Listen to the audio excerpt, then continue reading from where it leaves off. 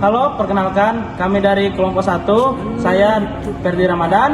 Saya Muhammad Abdul Nazir. Saya Muhammad Abdul Bersatullah Pasya. Saya Grace Nola Priscilia Peter. Saya Arsi Sabaria. Saya Saira Asifa. Saya Nur Fatimah. Baik, saja perkenalan dari kami. Sekian, terima kasih.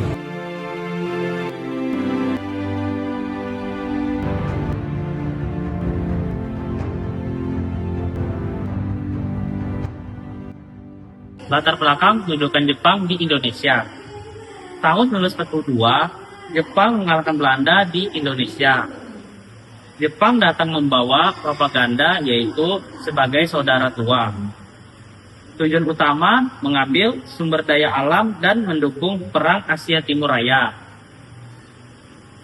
Pada tahun 1942, Jepang berhasil mengalahkan Belanda dan mulai menduduki Indonesia. Jepang datang dengan propaganda sebagai saudara tua yang ingin membebaskan Indonesia dari penjajahan Barat. Namun sebenarnya tujuan utama Jepang adalah menguasai sumber daya alam Indonesia seperti minyak, karet, dan bahan pangan untuk mendukung perang mereka. Sejak saat itu, kehidupan rakyat berubah drastis karena semua kebijakan difokuskan untuk kepentingan perang negara Jepang. Indonesia dibagi menjadi 3 wilayah militer. Pertama, Jawa sampai Madura, tentara ke-16. Kedua, Sumatera, tentara ke-25.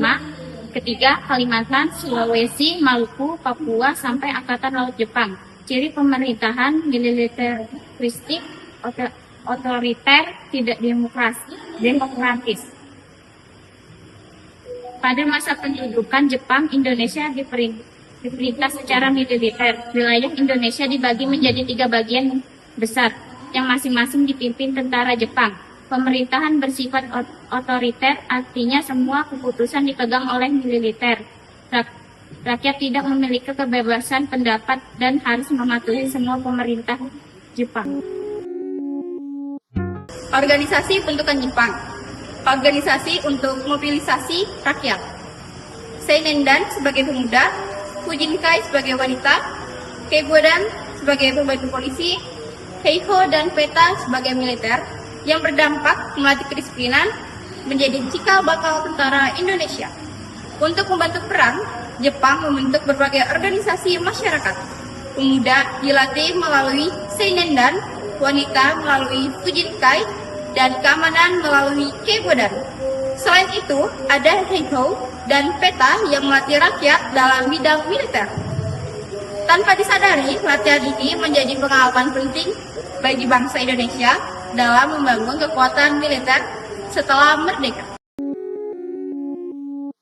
Perubahan dari sistem Belanda, jabatan diberikan kepada orang Indonesia, bahasa Belanda dihapus, struktur birokrasi tetap dipakai, struktur pemerintahan, Gunseikan atau kepala pemerintahan militer, Shujokan atau residen, Ken atau kabupaten, Gun kawedanan, Son desa. Jepang tetap menggunakan sistem birokrasi peninggalan Belanda, tetapi mengganti banyak pejabat dengan orang Indonesia. Hal ini dilakukan untuk menarik simpati rakyat. Bahasa Belanda dihapus dan diganti dengan bahasa Indonesia serta bahasa Jepang. Dengan cara ini, Jepang tetap bisa mengontrol pemerintahan namun terlihat seolah memberi kesempatan kepada rakyat Indonesia. Ketika Jepang mulai kalah dalam perang, mereka mencoba menarik simpati rakyat dengan menjanjikan kemerdekaan. Jepang kemudian membentuk BPUPKI untuk mempersiapkan dasar negara Indonesia. Disinilah mulai dibahas Pancasila, Undang-Undang Dasar, dan bentuk negara Indonesia. Hal ini menjadi langkah awal menuju kemerdekaan. Setelah BPUPKI dibentuk PPKI. Tugas PPKI menyiapkan kemerdekaan, pembentukan pemerintah, menetapkan UUD 1945.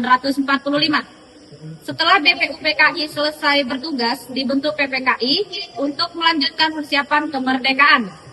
PPKI berperan penting dalam membentuk pemerintahan Indonesia, mengesahkan Undang-Undang Dasar 1945 dan menyiapkan struktur negara setelah proklamasi kemerdekaan. Pembentukan Panglima Tertinggi, materi inti setelah merdeka. Dibentuk BKR, menjadi TKR, dan TNI. Dibutuhkan pemimpin militer nasional. Panglima Besar pertama Jenderal Sudirman. Setelah Indonesia merdeka, negara membutuhkan kekuatan militer untuk mempertahankan kemerdekaan. Awalnya dibentuk Badan Keamanan Rakyat, kemudian berubah menjadi Tentara Keamanan Rakyat, dan akhirnya menjadi Tentara Nasional Indonesia. Panglima Besar pertama adalah Jenderal Sudirman.